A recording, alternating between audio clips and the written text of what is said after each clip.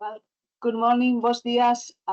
Today is an honor to have with us Simone Borguesi, and he's a great speaker for today's topic. We decided that it would be convenient to have a recap about what happened in Baku, what are the relative, what are the most important take-home messages that we learned from this last COP29 that took place in Baku in the 11th and the 12th of November, although as Simone will tell us, the meeting was more extensive than that.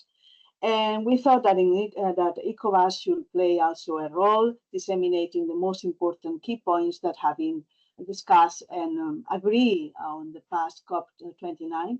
But in addition to that, we also think that it's very convenient for our researchers to have first impression with someone who has been there, who was present at the meeting, as Simone Borghesi.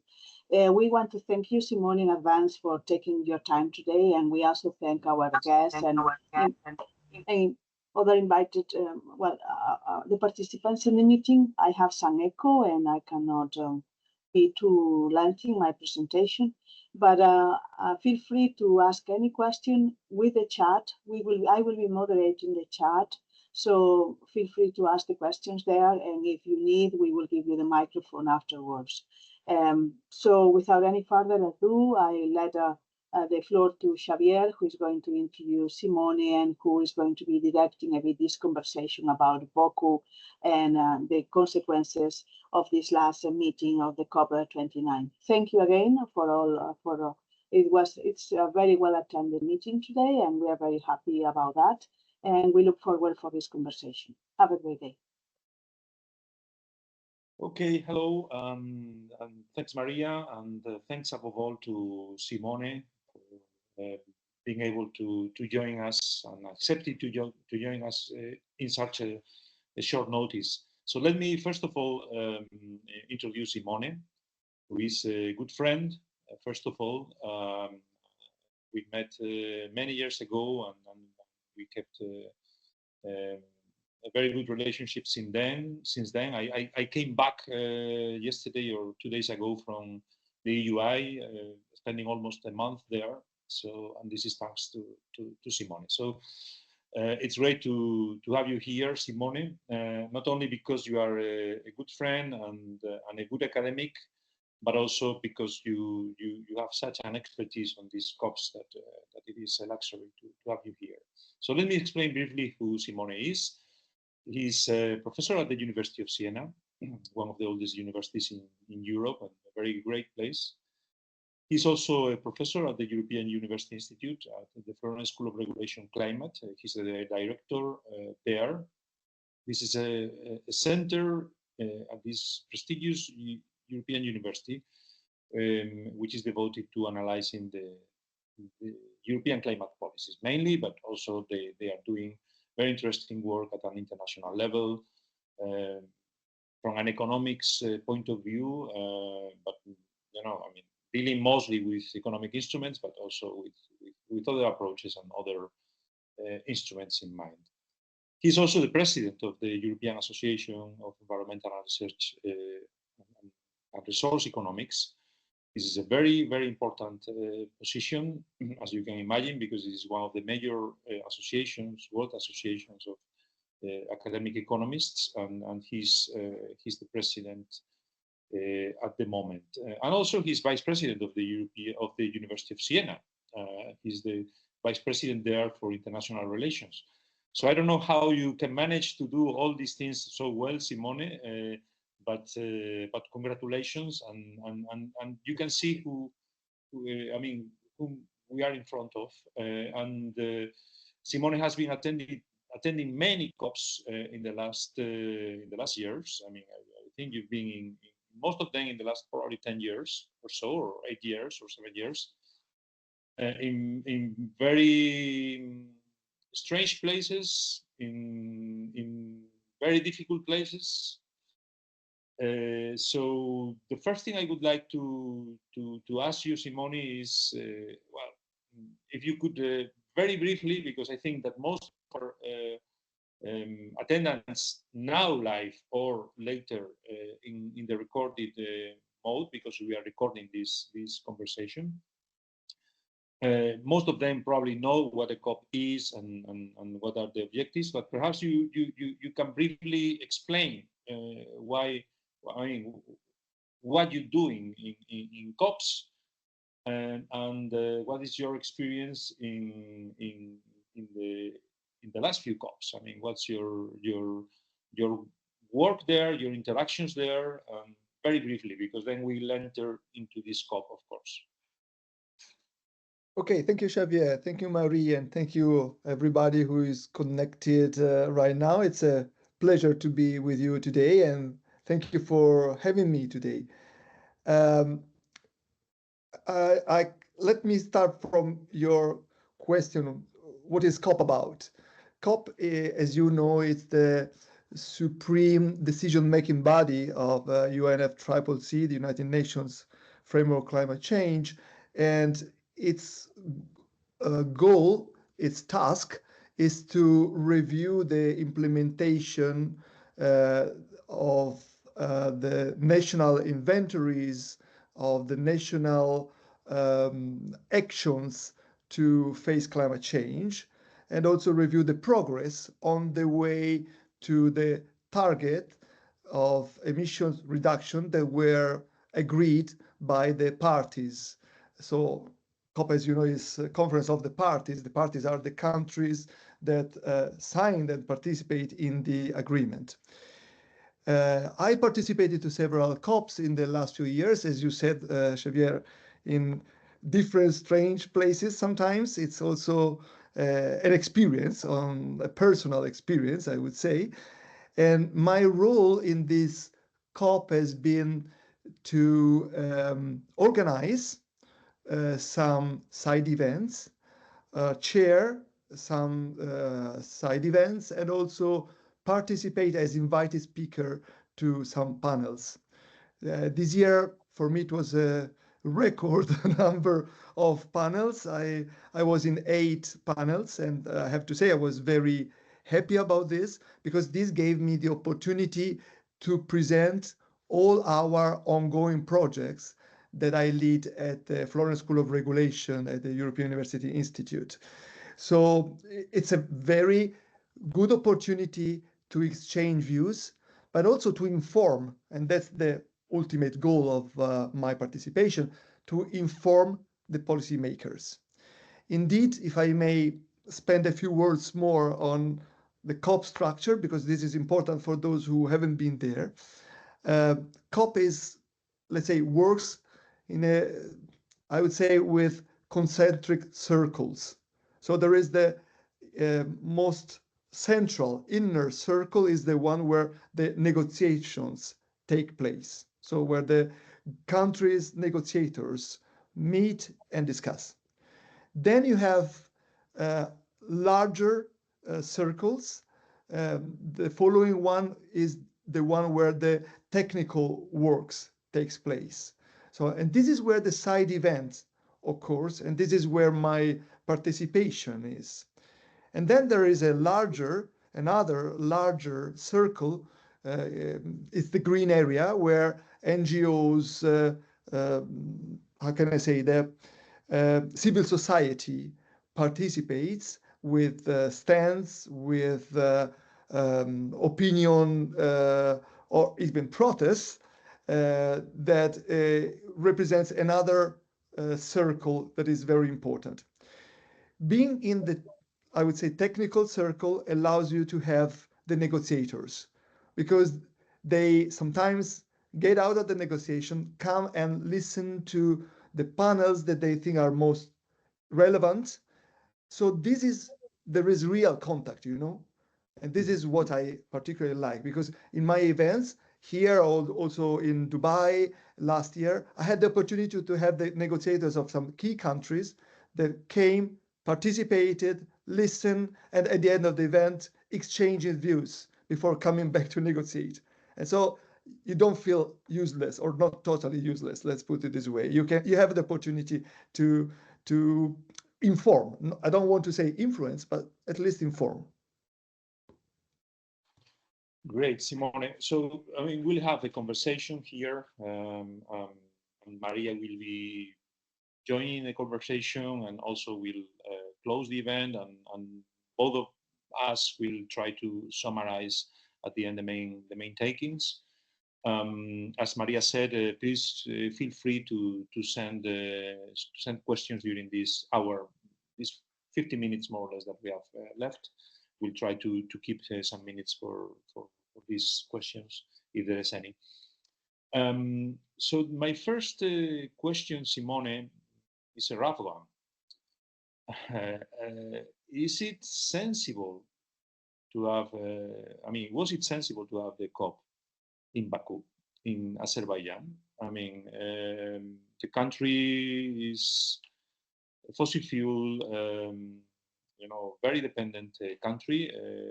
I think the president of the COP started saying that oil and gas was a gift from God. And of course, I mean, we know that we need to finish with fossil fuels to tackle properly climate change. This is the main cause of climate change, despite oil lobbies and Russia, Saudi Arabia, etc. What they say, and it is a bit strange that the last three COPs were first in Egypt, which is also a country with fossil fuels and also with a lot of influence from the Saudis. Then Dubai, what else can I say respect to that? And now Baku. So is it? I mean, are we sending the right message to society? Are we? I agree that we need some of these countries. I mean, we need these countries participating in the events, and we need some of them hosting the COPs. But definitely, my view is that it's a bit strange to have three in a row. And also, Azerbaijan is not. I mean, it's quite a bad country from a political point of view, with a lot of repression, dictatorship, etc. So, what's your view on that? Do you think this was this could influence the results and also how things evolved in Baku during these 2 weeks? Thank you, Javier. As you said, difficult question. Somehow you already answer your own question, I would say, and I want to echo what you said. But let me go one step behind, and let's start from the rationale, which is what you said. We needed to involve these countries in the process, even because if we look at the previous COPs, all the COPs from 2018 to 2021 were in Europe. For one reason or the other, there was COVID, there were organizing countries that declined last moment, so that was moved to Europe again. But it was a bit too Eurocentric, the COP in that period. So there was a need to reach out to other countries, other continents, and it was important to reach out to the countries that have to make this transition, have to lead this transition somehow. Now, that was the rationale. There's the idea ex ante. Ex post, if I may, I don't think it worked, or not as desired, because most of these countries had their own view from the beginning, and they resisted to the change rather than facilitate the change. And I have learned that the presidency of COP is crucial in determining the results of COP, because it drives the conversation, it prepares the documents to be discussed. So it's a very important role. So I understand the reason why we went there, but I if I had to decide myself, I would probably reconsider this aspect. And here, well, there in Baku, I think this was quite clear. As you said, Xavier, the president immediately started with this statement. And even last year in Dubai, the president started with a statement that was not in line, let's say, with our expectations. Personally, I felt a difference across these experiences because in Sharm el-Sheikh, for instance, Egypt, yes, had its own view, but their view was, we need your support to make the transition happen. So despite some shortcomings, I think being in Egypt was useful because it drew the attention on the needs of the global south. In Dubai, that was not so much the case. And I think in Baku it was even less, if I may. But that's my personal perception, you know. So let's see how things will evolve. But it's a difficult choice. Certainly, we do not want to isolate people and countries. So we should keep going, probably, but we should find a more, let's say, a better enforcement of what we want, because otherwise it's not effective. Well, we have next COP in Belém, Brazil. So hopefully, you know, I mean, the place is completely different and the country is completely different. Let's hope for advancements there and for a new atmosphere. Maria, I don't know whether you want to continue or. Sorry, you're muted. Yes, certainly we will talk a lot about how the current situation is affecting COP negotiations and how you feel like. Do you think, like in the Nordic countries now, they are debating whether there is an end to these climate related concerns, given that they have other concerns on top of the plate, even developed countries. So how you felt that the current situation with Ukraine and the current Middle East situation has affected COP, if it has, I mean, and to what degree? Well, it certainly affected COP, and I have to be honest. My expectations were not high, and I think most of the delegates had low expectations from this COP, not only for the location, okay, because the location was an aspect maybe, but it was not the key aspect. The reason for low expectation is the geopolitical situation. So war in Ukraine, the war in Middle East again, the European situation too, because we are going through a crisis of multilateralism also in Europe. We are, you know, we stay together, but you see the criticisms that the Commission has received in pushing forward the climate policy in the last few years, and you know the increase of the populist parties is an aspect that we should take into account that affect the climate policy too. And last but not least, and last at least in terms of in chronological order, Trump's election. Because I don't want to bring a political view here, but we all know what Donald Trump thinks about climate change. So obviously, this was a bit depressing for someone who is going to jump on an airplane to go there, and knowing that the U.S. Will probably withdraw from the Paris Agreement. So expectations were, I would say, low. Climate change is going through, the climate debate is going through a difficult phase because it is now a lower priority than some years ago because of the wars. And so the whole situation was not easy. The whole atmosphere was not easy. However, I have to add that this COP was key on the way to the next one, on the way to the one in Brazil, because the debate, the negotiation, and most of all, the technical work has to go on. So, I try to self-motivate, motivate myself, say, okay, but the technical work needs to go on, and me, as many other delegates, are trying to carry on this technical part, which is key to open the way to the next COP in Brazil. I add a final consideration. We already went through something similar.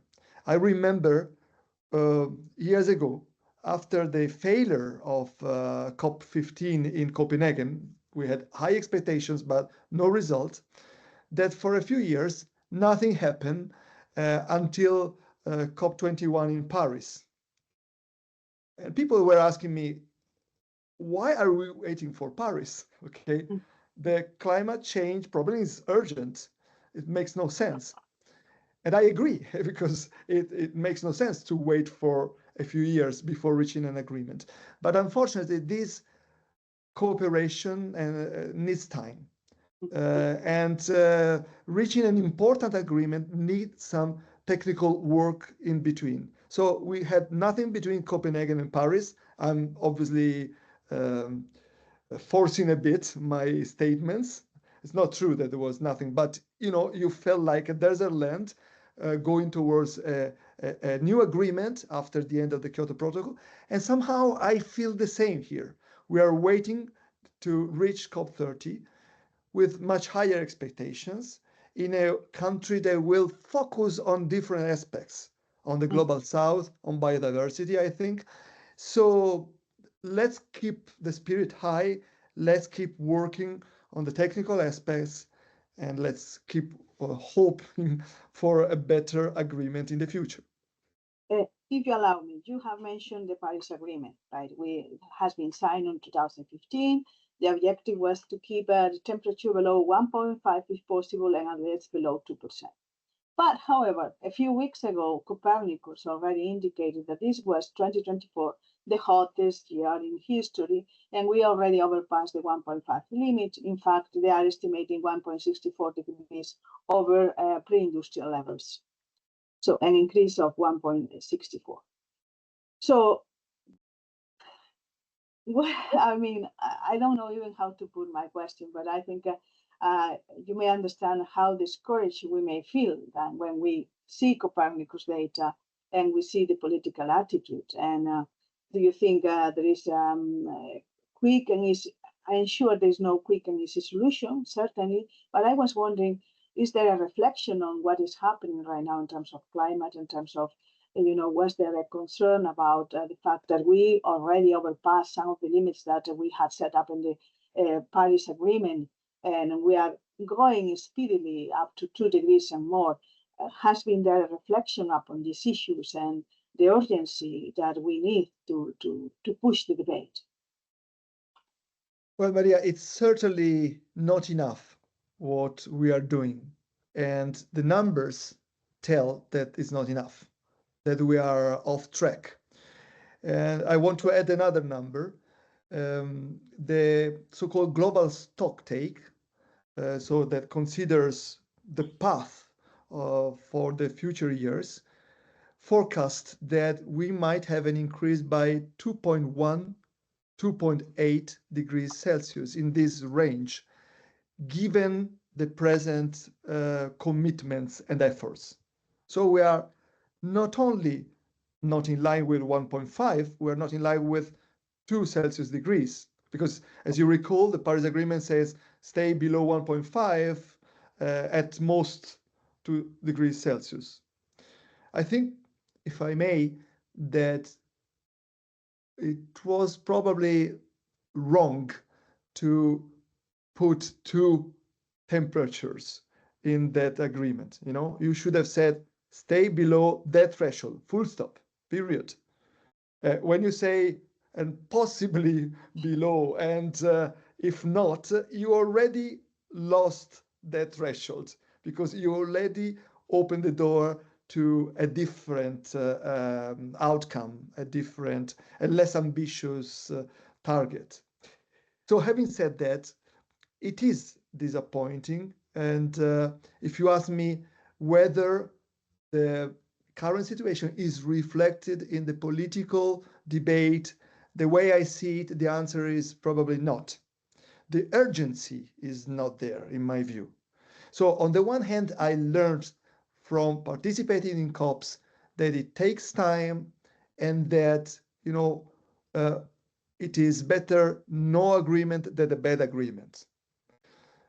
On the other hand, I think that civil society is asking for something different, or at least part of the civil society, because nowadays there are also the climate deniers there. So, it's a difficult world, the one we live in. And at the end of the day, what matters are the numbers. So let me put it this way. We are proceeding. We are doing baby steps, but we should proceed much faster because the ultimate evaluation of how we proceed is nature, is not us. So if nature shows that we are off track because of the number of consequences and of the domino effect that we see, we should adjust our numbers. It is not the other way around, you see? Absolutely, and I'm sure we can share your view given what happened recently in Valencia and other places. Exactly. I'm not sure if I have the chance to ask another question before passing the word to Xavier, or we are out of time already, because it's really delicious talking to you, but time flies when we are having fun. Half an hour. Yeah, yeah, okay. So No just worries. a quick question, and I let Xavier lead the conversation, because one of the things that as environmental economists who is doing damage assessment, I always get surprised with when numbers are put on the plate. So you may tell us what were the main key objectives which have been achieved, or the main goals achieved in this last COP29. But for me, at least reading the press, I wasn't there, but reading the press, one of the main results is that the creation of finally deciding that developed countries are going to be contributing around 300 billion per year to fight and to support developing nations in terms of adaptation and mitigation to climate change effects. So 300 million may sound like huge, but certainly this is not enough. But I was wondering, since you were there present, and this has been suggested as a potential support to developing nations, I was wondering if there were more ideas brought to the table.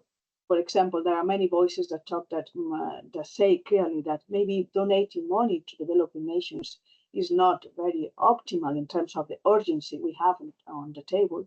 Maybe we should be donating something else. Maybe we should be creating strategic agreements with them, collaborative agreements with them, transfer technology agreements with them, things that are, of course, valuable, but maybe don't require this huge workload of paperwork and so on and so forth that they will have to deal with when they receive this money. Other economies say, okay, what about forgiving them their debt? And instead of them paying huge amount of interest rates to us, let them let's forgive them their debt and help them into the transition to better climate neutral economies. So there are many options that are being presented in the theory. I wanted to hear from you, first of all, what do you think about this potential disagreement, right? Whether or not you see it feasible, sufficient not, but of course it's very challenging to bring back to the citizens of the different countries, hey, you guys, we're going to be paying more for developing countries. So I know, I understand the limits of the politician arena, but I was wondering, what was your impression of this first initial statement, and also whether you think other additional solutions have been put into the table but have been discussed but didn't have success, or how do you think we should be dealing with these huge unfair issues that occur when we are presented with the problems that developing countries are facing in terms of fighting climate? All easy questions today. Thank you. No, I'm joking. Let me try to express my views in two ways. I want to give a positive answer, a more optimistic answer, and then a more pessimistic answer. But let me try to balance this. And do you know why? Because I don't want to give the impression that everything was useless, everything is going wrong. So let's try to see also the good aspects. I think a good aspect is that we finally increased the commitment from 100 to 300 billions, which means to tripling the effort. Tripling is not little, okay? And that's a good aspect. And another good aspect is that we eventually reach an agreement, because the risk was that there was no agreement at all, and that all delegation left Baku with totally zero. You might say, okay, but if this is not very effective, maybe better not reaching any agreement. But given the geopolitical situation, if we went away from Baku with zero on paper, probably this would increase the conflict even more, and it would have obstacled the way to COP30 in Brazil. So it was important to keep things alive and actually increase the commitment. That's the end of the good part. The bad part is that developing countries were asking for 1,300 billions, and they received 300 billions. Now, I don't want to enter into the details of whether 1.3 was too much and 0.3 is too little, but certainly they have an argument, okay? Because we cannot disregard, neglect the role of cumulative emissions. So the fact that there is an historical responsibility in the current climate crisis that certainly does not depend on them, but depends on us, I mean, Western countries. So it was important that the loss and damage fund was established in Sharm el-Sheikh, recognizing for the first time the historical responsibility of Western countries. Now it's important that action follows, so that this money, which has been promised, is actually given, okay, is actually delivered. But on the other hand, it's also important that this money is used properly, which is what you were saying. How can we ensure that this money is used properly? Well, in my view, we should have conditional transfers, first of all. So money should not be given like this, and then we feel better because we are coming close to Christmas, okay? So allow me for this metaphor. I don't think we should give money like this just for the sake of it, to have a warm glow, to feel better with our spirit, but we should see this money producing results. So conditional transfer, making transfer conditional to actual implementation of environmental policies in the South, I think would be the way to go. And the other way would be technological transfers.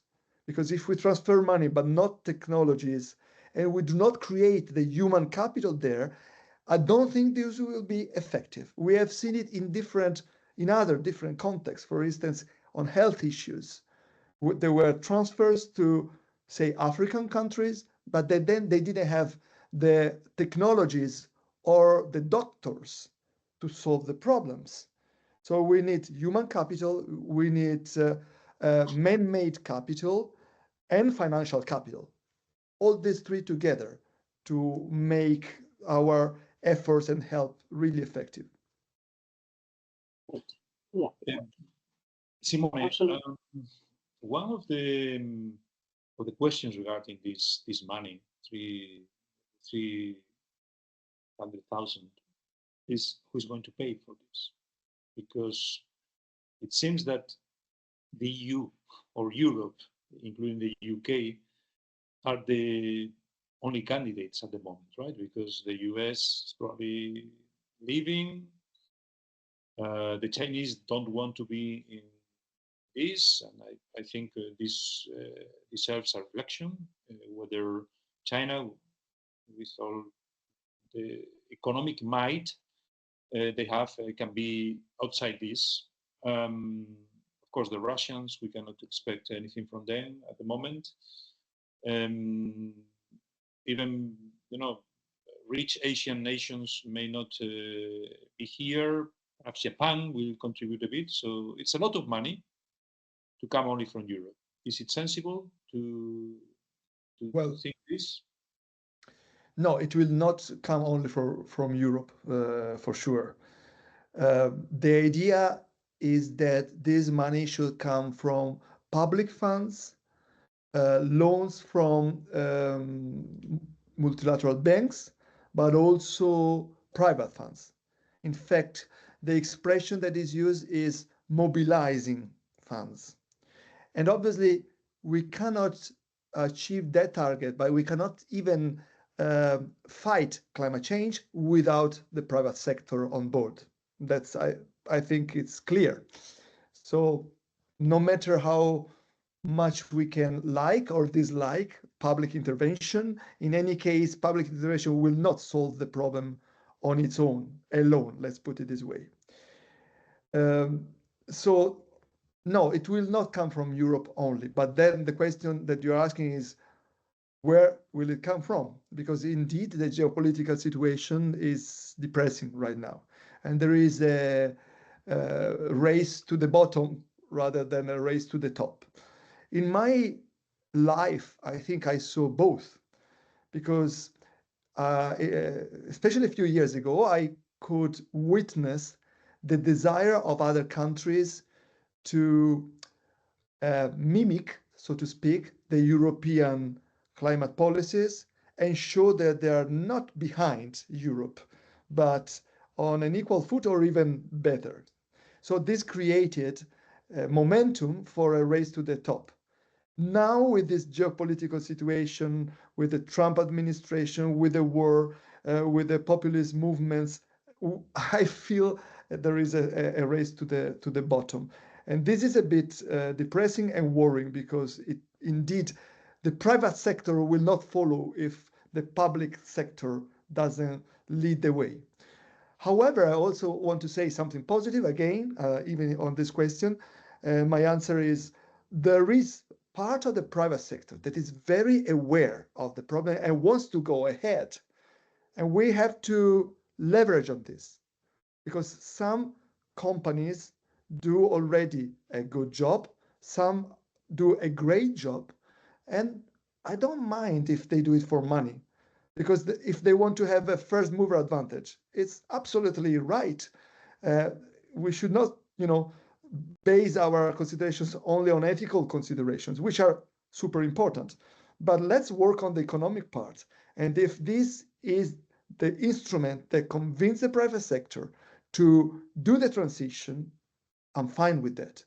So let's work on this and let's keep spirit high, because there is part of the private sector that wants to lead the way. Relating also to Maria's question before, this COP was mainly on funding. There was not much on what are the objectives, policies with respect to the situation that was so dramatically put by Maria before, right? With respect to the increase of temperatures and natural damages, etc. Right? I understand that there was not a lot of advance there. Perhaps there were discussions. You may tell us if I'm wrong. But also there was, I think, a big achievement, or at least for economists, on this pending chapter of the Paris book, of the Paris Agreement, in a way, which was on markets, right? So perhaps could you? I mean, you are really a specialist on these matters. You work on this in Florence. Can you tell us what was missing from Paris and what was achieved? In plain words, because we have a general audience, and these specifics of Article 6 perhaps are less interesting for them. So perhaps my question would go on whether the COP focused only on these two issues, or at least the results were only on these two issues, on funding and on Article 6. And that perhaps you could explain on the achievement of Article 6 and its implications. Yes, here finally I can say something more optimistic because certainly it is the main result, in my view, that was achieved in Baku. And you asked me to explain it in simple words, so let me say what I tell my friends, because coming back home, lots of people ask me about the results of COP. And I say, well, there was only one good result achieved, and it was on the things I work on. So I'm happy. That's true, because at the Florence Co-Regulation, as you know, Xavier, we have been working for many years on carbon markets. And the famous COP Article 6 of the Paris Agreement is about creating a global carbon market. So after 9 years of negotiations, we finally reached the end and the agreement on Article 6 and all aspects of Article 6. Article 6 is divided into parts. The most important are 6.2, which is about bilateral cooperation, 6.4, which is about a centralized market, and 6.8, which is about non-market instruments. So on 6.2, this facilitates, as I said, bilateral cooperation. And we finally reach an agreement on the creation of a United Nations registry. This is very important in my view, because having a centralized registry that monitors all the bilateral cooperations increases transparency and the credibility of all the agreements that we can achieve. I will give you a number. As of February, at least, there were, if I remember correctly, 138 projects of bilateral agreements that were recorded. And there were something like 7 buyers and 46 sellers. Okay, but there was only one transfer of the so-called ITMOs. It's the name of what is produced, these credits that are produced by the bilateral agreement. So only one in action, so to speak, between Switzerland and Thailand. So Switzerland was financing electric bus in Bangkok, and in return, Switzerland received credits. But it's a good way to proceed because Switzerland can claim credits, can claim action, but at the same time, a developing countries get the money. So it's a way to facilitate the financial transfer we need. With this registry, I think these agreements will be more credible. And so I expect the number to increase. On 6.4, we finally have defined the standards, the methodology for the emissions removals. We will need emission removals on top of emission reduction in the future. We should not only mitigate emissions, but also subtract, let's say, CO2 and greenhouse gases from the atmosphere.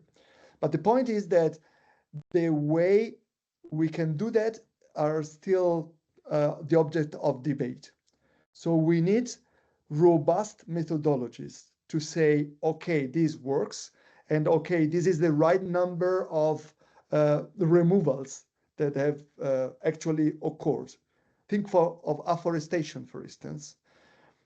Afforestation is a powerful way to remove emissions, but it's subject to some risks. What if there is wildfire? And so if the forest burn, then CO2 is goes back into the atmosphere. So we need to prevent this from happening, and we need to compute things correctly when we make afforestation or reforestation or other soil carbon sequestration, biochar, or the technological solution like direct air capture, BECS, CCS. There are a number of technical solutions for removals. So finally, we have standardized the methodologies and we have an agreement on this, which means that we are ready to go and that we are ready to scale up the carbon markets. I'm a fan of carbon markets. I don't think they are a silver bullet. I think they should be accompanied by regulations and regulatory instruments. But certainly having a carbon prices is useful because it sends a signal to the market. It induces innovations. If you don't want to pay that carbon price, you need to produce in a clean way. And it also generates the revenues that can be reused for climate action, so for climate policies, and also for redistributional goals. Because one of the issues and the criticism against carbon pricing is that it can have regressive effects, which is true. But on the other hand, it generates money that can fix distributional problems because the estimation of the money raised by carbon markets are really high. So it's a very powerful instrument to redistribute resources to the most vulnerable sectors of the population. So in this sense, I think I was happy. Probably the only good news, big good news, but again, something that came out from Baku. Before I give the floor to Maria again, let me ask you, your view on the discussions on carbon pricing. I mean, we know that economists, environmental economists, are severely criticized by other disciplines, even by some colleagues who think that these instruments are not good, and policymakers sometimes are afraid of implementing them. The global south is not very happy with it. Actually, I was remembering the other day in Firenze with a good colleague of both from France, this fiasco in the Paris Agreement, right? I mean, that manifesto you probably remember by Nobel laureates asking for placing pricing in the core of the Paris Agreement, and at the end, not only this was not achieved, but the only mention in the Paris Agreement was to non-market approaches, right? As you mentioned. So what's the atmosphere at the moment? Because I think, as you say, that this is not a silver bullet, but it is probably it's not sufficient. It's far from sufficient, but it is probably necessary for a successful transition, right? So what's your view? I mean, are politicians more keen on this? The global south, well, companies are usually happy with this approach because I mean they highlight what you said, right? I mean the investment signals, the stability, the promotion of innovation, etc. Right?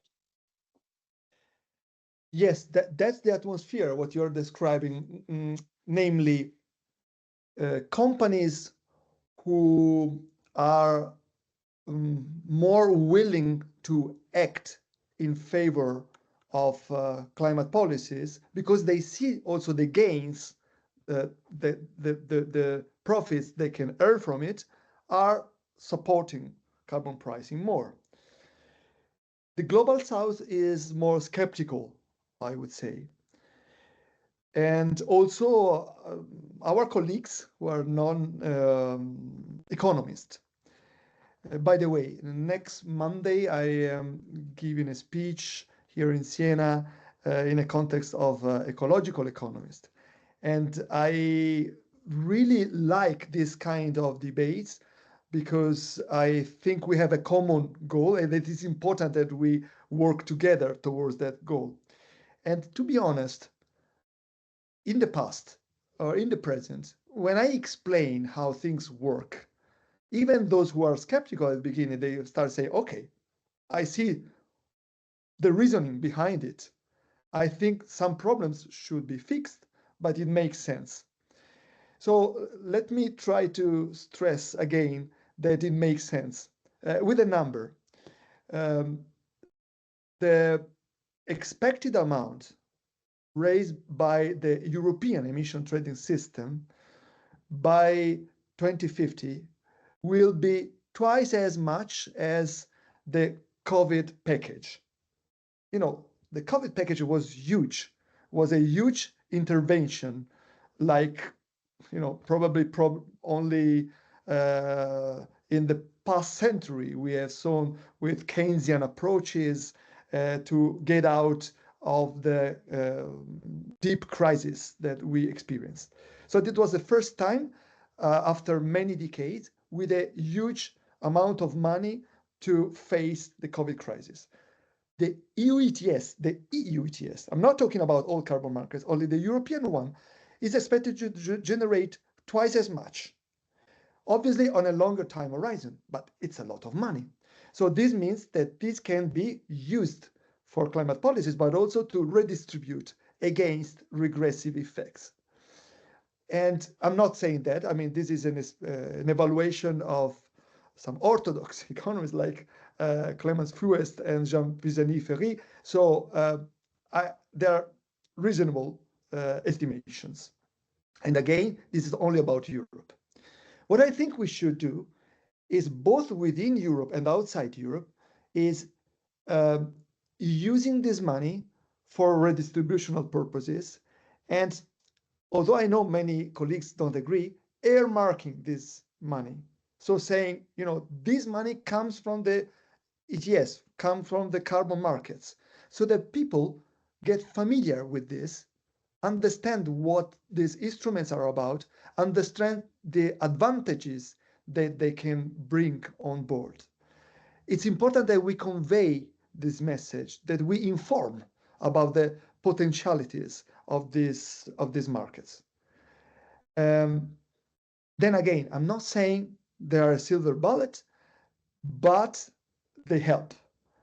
And we need financial instruments because we need money for the transition. The transition is costly. We should not hide that because otherwise we are talking about an ideal world. No, the transition is costly, but we have the resources to face this cost.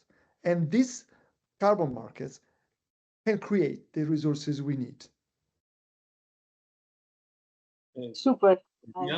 Yeah. Let me remind the attendants that we are finishing our time, and if they want to send any question, they can use the chat, and we'll try to accommodate it.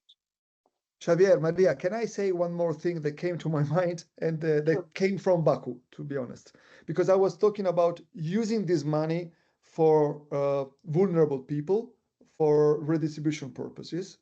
And I think we should use for this goal, also the money from CBAM, you know, the carbon border adjustment mechanism, which is the keyword that opens up a Pandora vase all the time. During one of my events, I was joking with the panelists because I had the European Commission, I had the head of the Chinese delegation, I had a negotiator from South Korea, Poland, and so on and so forth. I was very happy of the level of the panelists.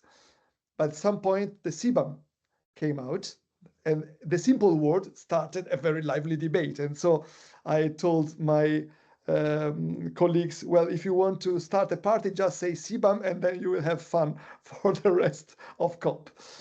And CBAM is the object of much criticism, as you know, because it is this taxation at the border that Europe proposed on the embodied emissions, so on the products, imported products that have been produced polluting.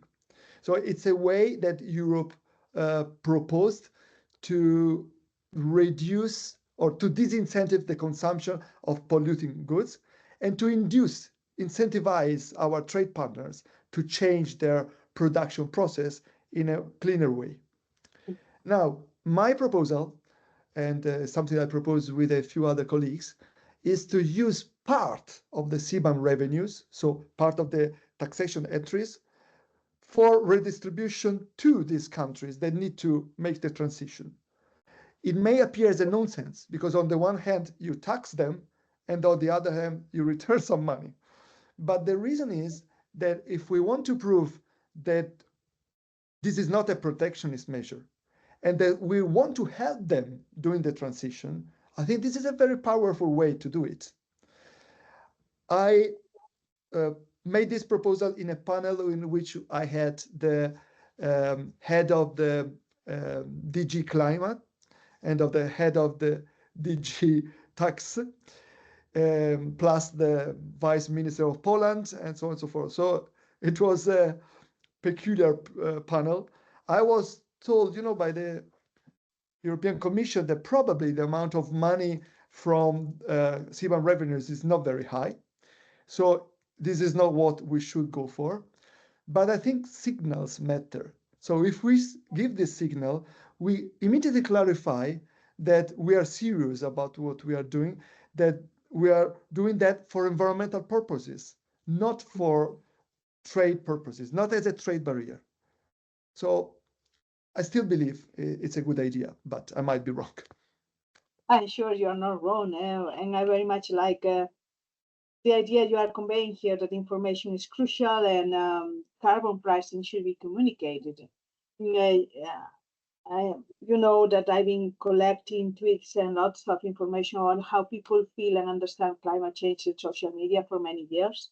And I have to tell you that among millions and millions of tweets, more than 300 million, there's no lay citizen, no general person who talks about carbon pricing just per se. So that's another issue. We are using and creating a lot of instruments that do not arrive probably to the final destination and to the citizenships. And that's a concern we should be worrying about. We could ask a lot of questions about CBAM and China, how this could alterate international trade and so on and so forth.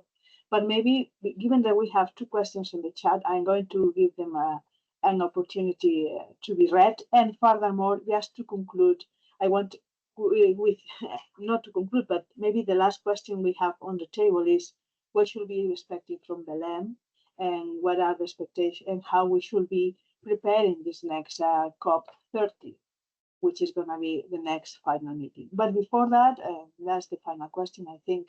Let me read a contribution here written in the chat by Fernando Bruna. He's a professor at the University of La Coruña, and he's saying, question one, this is somewhat as not in my backyard situation, but not in my country and not in my mandate. What type of incentives do we can create to reduce this problem?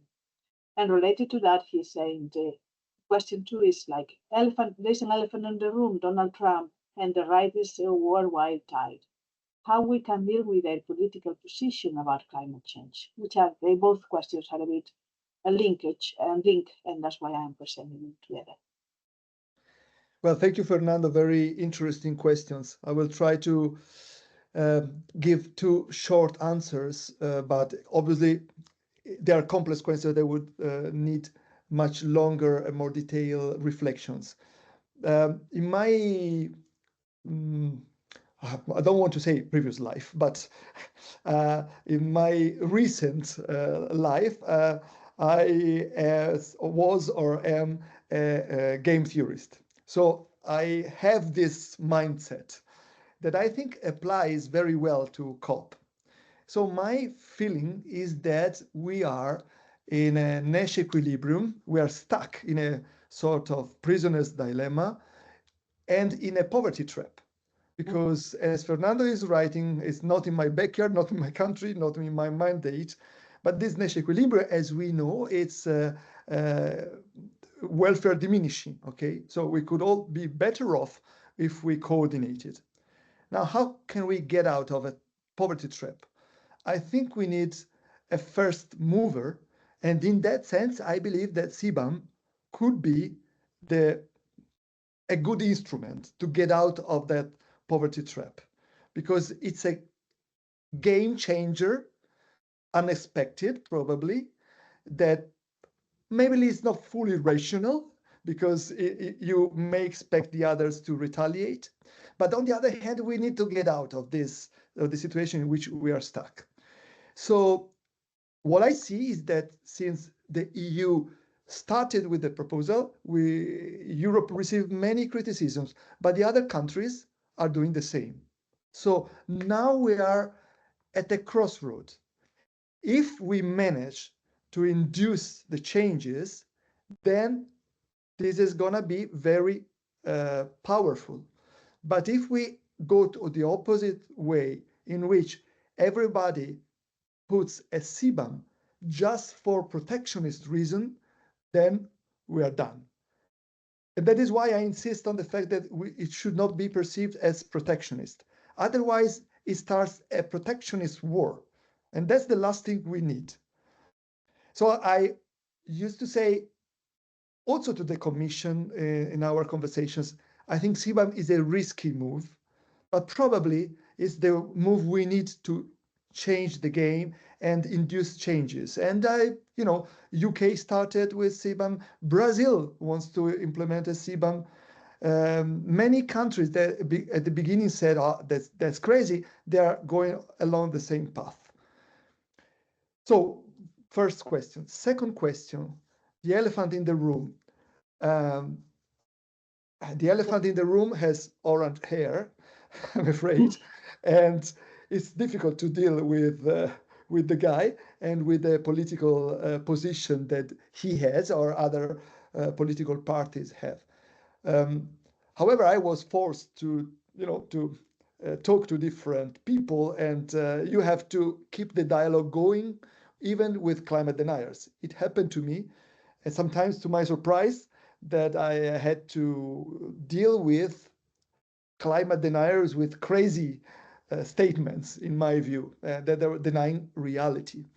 But I think we need to keep the dialogue open, and I think we need to keep bringing the evidence.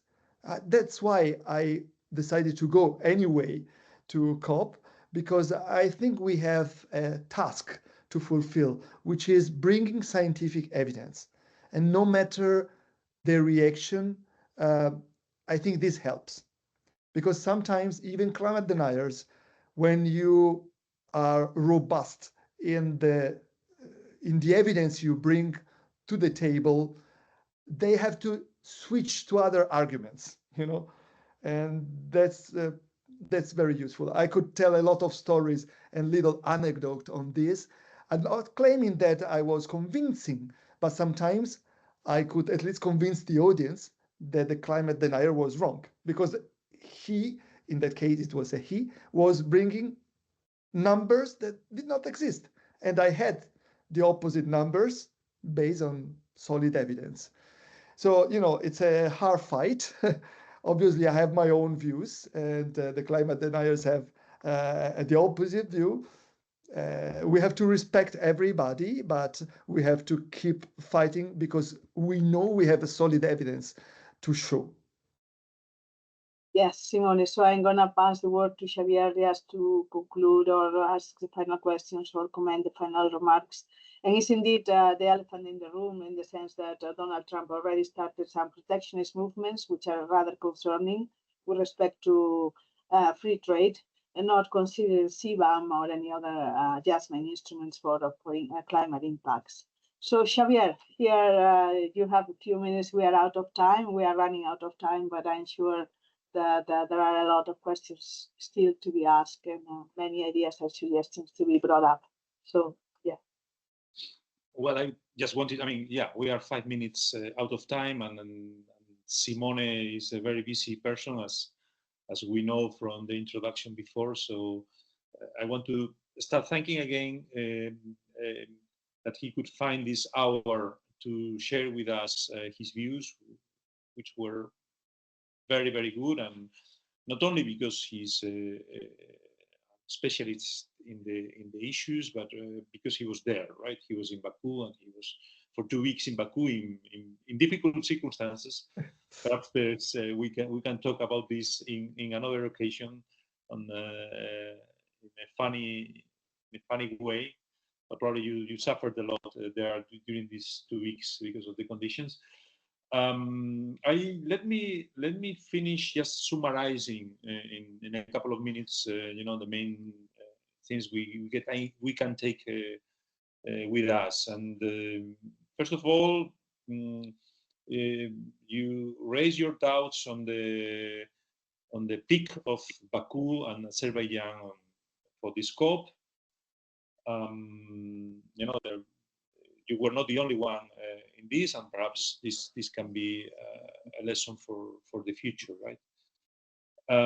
Second, you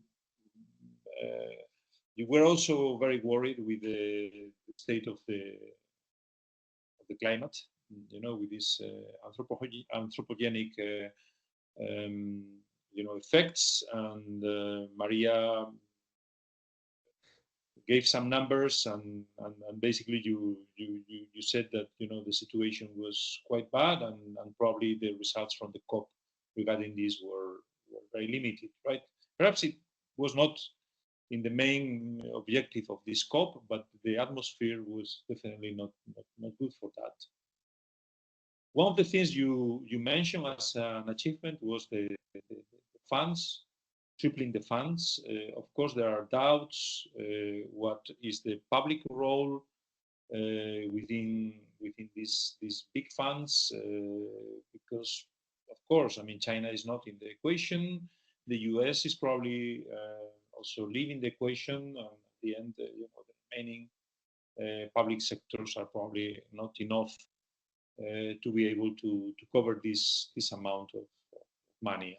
And you were quite optimistic on the role of private sources of this money, because I mean there are a lot of sectors that will benefit from the transition, and they may be willing to contribute to it, to accelerate it. The main achievement from the COP was the chapter 6. You explained in very plain words and very good words what was at stake, and also the benefits for carbon pricing. Both Maria and myself and yourself raised doubts on the popularity of this approach, but probably it is a necessary, crucial instrument, not the only one for sure, but a crucial instrument. And you were very insistent on things that we've been working in ECOWAS, by the way, which is the use of revenues from carbon pricing, and how we can use to compensate countries and also sectors or households. And finally, I mean, something that was very interesting from my point of view was your view on this, on our situation as a Nash equilibrium, which can be improved. And I noticed that your view probably, I mean, we've been talking about this in many occasions in the last few years. But I noticed that you probably see the EU as, and with CBAM. I mean, you mentioned CBAM, but probably you are also thinking of our climate policies, and learning by doing with our climate policies as a force to get a better situation at a global level, right? I mean, to be able to escape this bad situation, which is the race to the bottom by everybody, and having I mean, I think you mentioned a first mover or a main mover, and I think you understand this as the EU probably, and I would agree with you. And with that, I don't know whether Maria wants to incorporate something else, or yourself, Simone, wants to incorporate something else to my summary of this a very interesting hour. With that, I think we can finish and thank again both Simone and the audience we had during this hour. Well, it's me to thank you really, because you also gave me the opportunity to look back at those 2 very intense weeks and rethink of the results that were obtained in the perspective on the way to the future COP. I will add a very last comment. On the way to Belém, I had the opportunity to talk to very high level of the Brazilian government that was under Chatham House rule. So I'm not going to disclose who was the person and the content of the conversation. But I can say what I said to him, because he was asking for ideas for the next COP. And I said, well, I think Brazil has a unique opportunity to stress the needs of the global south and also the issue of biodiversity, because the climate crisis and the biodiversity crisis are strictly linked together. I don't want to expand and draw the attention on too many problems, but the things go together. We should keep this in mind, and we should look for common solutions, not keep them in separate rooms. And I think Brazil has this huge opportunity. Apparently, they are very serious about that. They have the ambition to do something, and they feel that they have the opportunity to do something. And I also added, consider this: the civil society can accept what looks like a failure in Baku, in Dubai, or so on, but it won't accept it, in my view, in Brazil. Because we cannot fail forever. We cannot, miss the expectations that are rising, and the expectations are converging towards Brazil. So I don't know whether these expectations will be fulfilled or not, but it was important to be in Baku to work on the way to Brazil. Yes.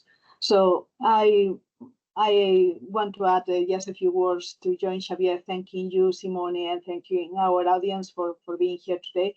I think it's fantastic to talk to people who have been there, who have first-hand experience, and who felt the environment while negotiating these new agreements, in this case, like the 300 billion contribution. And I agree with you, we should finish with a positive note and looking forward for Belém, in the sense that they, as you have indicated, right, Brazil is an example which can bring up to the front many issues, including carbon markets, including voluntary carbon markets, including biodiversity, as you were saying, and deforestation. And this is also a typical example of why we should be good to developing countries, having like the Amazonia there and all this natural environment, which is giving us a lot of positive externalities. So I hope that we will be even more successful next year in COP30. I am worried, like many others, about our future. I am worried about the future, not as an individual, but as a species practically. So I hope things speed up, and I hope we have a great vision for our future. So thank you, Simone, for being with us today. Thank you to everyone. Thank you, Xavier, for being the leading person in this talk. You guys have done an excellent job. And so hopefully we see each other maybe even next year, but before that for sure, and I'm looking forward for that. So thank you, everyone, and have a great day. Thank you, Simone. Thank you, Xavier. Thank you. Thank you, everybody. Bye. Thank you. Bye-bye. Ciao. Bye-bye.